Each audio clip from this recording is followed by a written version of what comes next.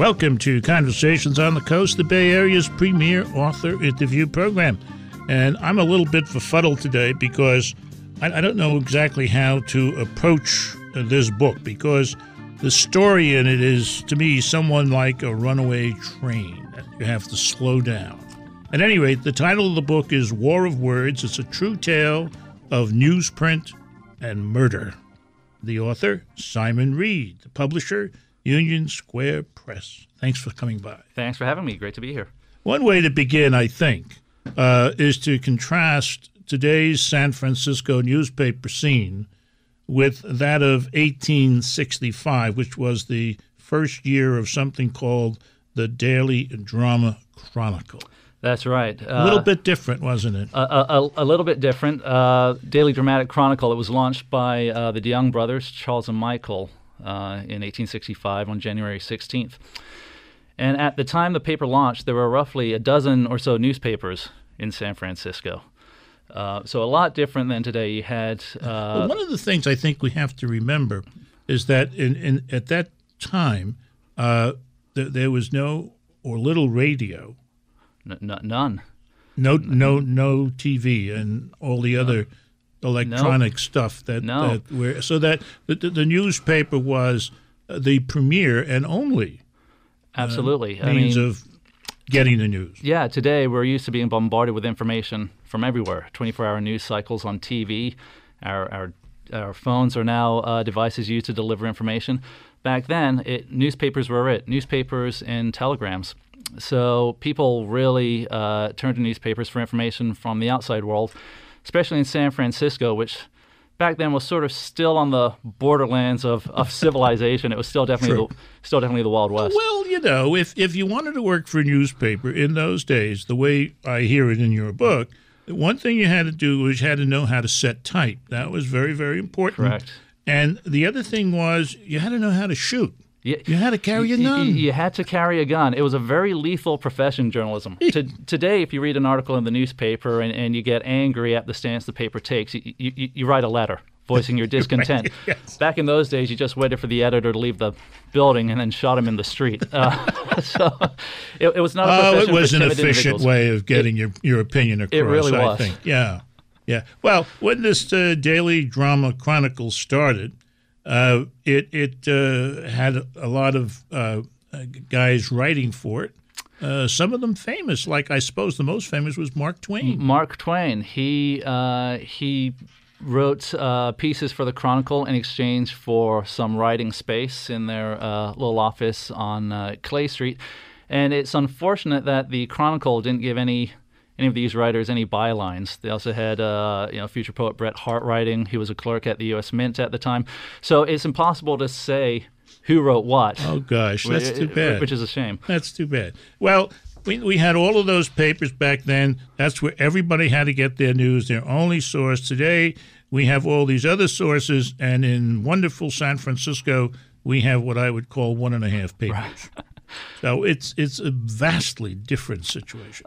Very different, very different. Certainly not as colorful as it used to be. There isn't the competition to get the story that there used to be, which is a shame. But the Chronicle has managed to survive while all these other papers sort of fell by the wayside. Yeah. Now, the story of the paper and the DeYoung brothers goes forward. By 1868, they premiered something they called the Daily Morning Chronicle, right? Which the brothers saw as a novelty for San Francisco, in that it would be a truly independent newspaper. That is what they claimed. While the other newspapers were taking political stances here and there, siding with the political parties, Charles DeYoung, who's really the driving force behind the newspaper enterprise, he envisioned a paper that was completely neutral, didn't take sides, just argued based on the facts, and didn't favor one position over another. That eventually turned out not to be the case, as events would later prove. Well, one of the things that happened early on in the life of that newspaper was a major earthquake. Yes. In October of 1868. And the young boys were very talented, weren't they? They were very talented. They were go-getters, and they were very, very competitive. And the earthquake happened, and it totally wrecked their offices. But they were able to get editions out. They actually took their paper boys and their desk clerks and anyone in the office who was mobile to run around the city, get information on the damage, come back. They'd relay it onto they'd set the type, and they got several editions out that day, beating the evening papers by several hours. Yeah, I think you're right in the book that they had, or maybe I just summed it up, the best and earliest coverage. They did. Of this terrible event. They had a list of casualties, a list of estimated damages. It's quite impressive, the operation they ran. Now, in August of 1869, the paper becomes the San Francisco Chronicle. And one of the things that the Chronicle, Charles the Young admits, is that he would be involved in reporting on sexual misadventures of others, a chance to promote his circulation, he saw. And he never shied away from stories of carnality. He did not. He liked gossip, and that became a driving force in the Chronicle's coverage, and it helped sell papers. Tales of carnality. Now, that's a perfect introduction to the next person in the story that we want to talk about, the Reverend Isaac Kalloch. Stay tuned. You're listening to Conversations on the Coast with Jim Foster. Follow us on Twitter at JimFosterCoc. Or send an email to jimfostercoc@gmail.com. War of Words, a true story of newsprint, the Chronicle, and murder. Indeed. The author Simon Reed's been good enough to join us. The publisher is Union Square Press. And to kind of sum up the journalistic philosophy of the Chronicle at the time we're talking, I want to read from the book. Certainly. A new era has commenced in the history of the Chronicle. This is when they became the San Francisco Chronicle, or when they moved into the building. Okay. Which today enters upon a higher and wider sphere. We propose to publish what will prove a novelty in San Francisco journalism, a bold, bright, fearless, and truly independent paper. I think I'm doing the young thing very well. You're doing it very well. We shall be independent in all things, neutral in nothing. We shall assail with all our power and with every legitimate weapon all principles, measures, doctrines, parties, and cliques that we regard as exercising an influence hostile to the best interests of society. But we propose to attack no individual unnecessarily. And then the author of this book, you add, the sincerity in that last sentence is questionable. It would. I'll say. One of the things that happens in this history of the Chronicle is that the young brothers, and I guess the whole paper, but the young brothers are intimately involved in the growth and the development of the city and county of San Francisco. And that means that they are intimately involved in the political process. Absolutely. And Charles DeYoung was a political animal at heart, and he liked power. As the paper grew, so did his lust for power, and that's sort of what brought him into conflict eventually with the Reverend Isaac Kalloch. Ah, yes, yeah. Isaac Kalloch. The first thing I wrote down about Isaac Kalloch was he was a very hot tent preacher at the tender age of 15. He was hot in more ways than one. Yeah, well, he was that. The ladies thought he was very hot.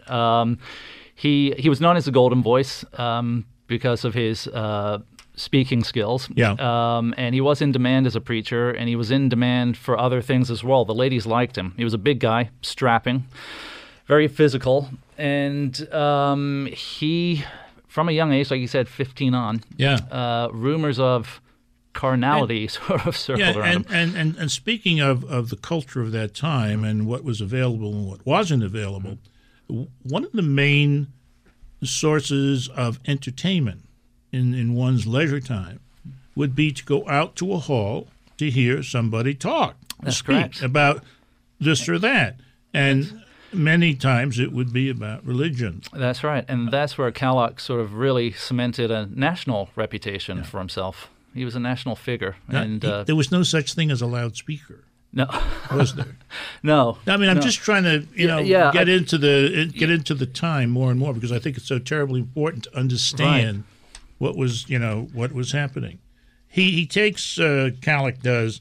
He takes over Boston's Tremont Temple. Mm-hmm. He opposes slavery. Yep. And I think in the course of all this that he had one true love, a woman by the name of Laura Fly. Yes, he actually spelled Flye. Flye. That's correct. Laura Fly. He met Laura during their school days in Maine.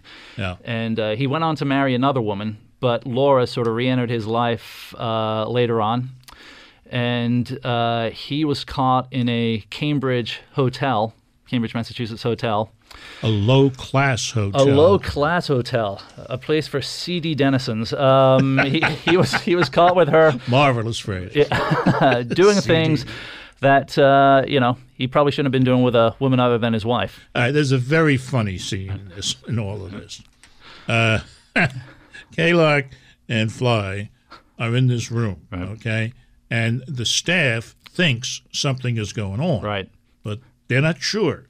So they bring a chair with a cushion on it, correct, outside the door of that room, and one individual after another climbs up on the chair and looks. They all climb up on the chair. There's a transom above the door, and they each took turns looking through into the bedroom, watching what was happening. I think everyone in the hotel except a maid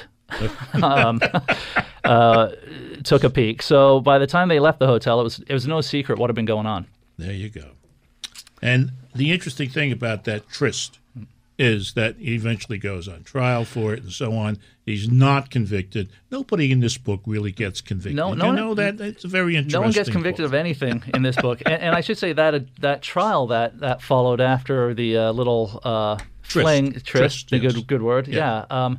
That back then was a huge national news story. I mean, it was sort of the equivalent of the O.J. Simpson trial, if you can believe it, because Kalloch was such a renowned figure. And what happened there, although he was never convicted, never found guilty. Never found guilty. It was like it stained him. Oh, yes. For the rest of his life. The rest of his life. Everywhere he went, rumors followed that he was deflowering virgins. There were, children asking uncomfortable questions about who their father was. It just plagued him. He never lived it down.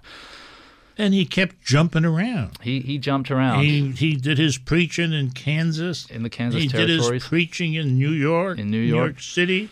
And eventually, of course, he comes to San Francisco. And the reason he comes This is like a novel. It's great. And the reason he comes to San Francisco is because he says that there were more wicked people there of both sexes than he'd ever met, and God had told him to go and help them see the error of their ways. It's like friends of his, right? are hanging out in San Francisco, run over. Oh, well, Kalloch and DeYoung are clearly two men on a collision course. They are. And now we'll see how bad a collision it gets to be. You're listening to Conversations on the Coast with Jim Foster. Follow us on Twitter at JimFosterCoc, or send an email to jimfostercoc@gmail.com. This is Conversations on the Coast. I'm Jim Foster. Sitting across from me is Simon Reed, and he's written a book that I really like called War of Words, a true tale of newsprint / the Chronicle and murder. Correct. Now, one of the things is that I usually at this point will share with our listeners a review or two, but I don't have any. But you say, you claim, and I think you're an honest man, that it was reviewed in the Chronicle. Yes, and what did the Chronicle think of it? The reviews are on my website, but okay. The Chronicle thankfully liked it. Good for bravo, the Chronicle. yes, All I was right. very relieved. They liked it. They said that anyone who wanted to know the seedy origins of the paper that they were presently reading should pick up the book. So that's honest. That was very honest. Very honest. That was very honest. That's pleasing. They even ran with a quote that Kalloch had, that if the devil has an organ in hell, it is the San Francisco Chronicle. Well, that's something, if you're a journalist, you can be proud of. I think so. That's... Well, listen, let's get back here to the story. I want to fast forward to 1877. Sure. There's always a lot of fires in San Francisco. And riots. And this, yes, and this is a big one.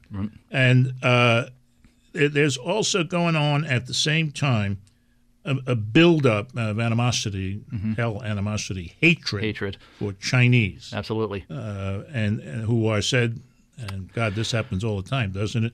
They're robbing the natives of their jobs, okay? And one of the people who enters your story is Dennis Kenney. Correct. And was the leader of the Draymen and Teamsters Union, which eventually becomes the Working Men's Trade and Labor Union. Correct. They were actually two separate things. He was born in Ireland in 1847 and came to San Francisco as a young man, and he made a name for himself in the draying industry. And he was a political agitator back in the period we're talking about now, mid to late 1870s. Wide unemployment, and the Chinese were blamed, and that sparked some hate riots in San Francisco. And they did. They torched the city. Angry white men, basically. Yeah, and they went from Chinese business establishments to Chinese trashing Chinese laundries, restaurants, that sort of thing. And that the angry white man contingent of the city ended up politicizing and becoming the Working Men's Party. Okay. Which Dennis Kenney eventually became head of. And at the same time, our boy Charles DeYoung, not to be outdone. After passage of the state constitution, he establishes the new Constitution Party and denounces Kenney and his Working Men's Party. That's right. The working men played a pivotal role in passing the Constitution that year, which prohibited corporations from hiring Chinese and a lot of other things. And the Chronicle had argued in favor of the Constitution. So when it was passed, Charles DeYoung wanted the credit for it. Dennis Kenney didn't want to share any of the credit, and so that sort of set the two men at each other's throats. And notice how animosity is building up. Animosity is building up. The working men, Isaac Kalloch is in the city at this point. And he is a pastor of the San Francisco Metropolitan Temple. Correct. Politically active. Yes. And eventually becomes mayor. Yes. He wants to become candidate for mayor. He aligns himself with the working men because they are a political force in the city. Charles DeYoung does not like this. He doesn't like anyone aligned with the working men, and he sets Isaac Kalloch in his sights and tells Kalloch, if you run, he sends an emissary to Kalloch and says, if you run for mayor, I'm going to print your sordid past in the paper. Kalloch tells the emissary, give Charles DeYoung my compliments and tell him to go to hell. In which Charles DeYoung then proceeds to print a series of really scandalous articles in the Chronicle detailing Kalloch's sexual past. Yes, and he had to go all the way to New York to get him. He supposedly, the rumor is he sent a reporter back east to sort of dig up the dirt. One day, candidate Kalloch is giving a speech. Mm-hmm. And I think we need to share a little bit of the speech so that people understand why things got so hot. Right. The Chronicle, as well as the Chinese, must go. If the devil in hell has an organ on earth, it is the San Francisco Chronicle, which you quoted. The infamous hybrid whelps of sin and shame who have become the assassins, ghouls, hyenas of society may hear the knell of their doom in the ringing bells that proclaim the people's triumph on the 3rd of September. I promised you the other night at Union Hall that if you would elect me, I would make the Chinese go. I promise you now, in addition, that if you elect me, I will kill the San Francisco Chronicle. Correct. No, I think that's intemperate. I really do. Well, after he finished giving that speech, he then went outside on Mission Street where the Metropolitan Temple was located. Big crowd of thousands had gathered. And he then proceeded to call Charles DeYoung's mother a prostitute. Yes. That's a friendly word for it. Yes. Well, all of that was gotten from that one guy whose name I can't. Benjamin Naphtali. Yeah. Okay. And he wrote this article about the DeYoung family, especially the women in the DeYoung family, some years before, and kind of like the reputation that Kalloch was dragging around. Right. The DeYoungs were dragging this thing around. Yes. And there was, I think, more truth in the Kalloch story than there was in the DeYoung. More truth in the Kalloch story than the DeYoung story. Charles DeYoung's mother was not a prostitute or a madam, as the rumor suggested. But when Kalloch made that, brought that information up again, Charles DeYoung went absolutely insane. And on August 23rd, 1879, he drove up in a carriage. Yes. Outside the Metropolitan Temple. Yes. Gun in hand, and basically he does something with the gun. He does something with the gun. But it's not the final gun in this story. It is not. You'll have to buy the book to find out the final gun. The book is War of Words, a true tale of newsprint, the Chronicle, and murder. The author is Simon Reed. I'm Jim Foster, and this has been Conversations on the Coast. Follow us on Twitter at Jim Foster COC, or send an email to jimfostercoc@gmail.com.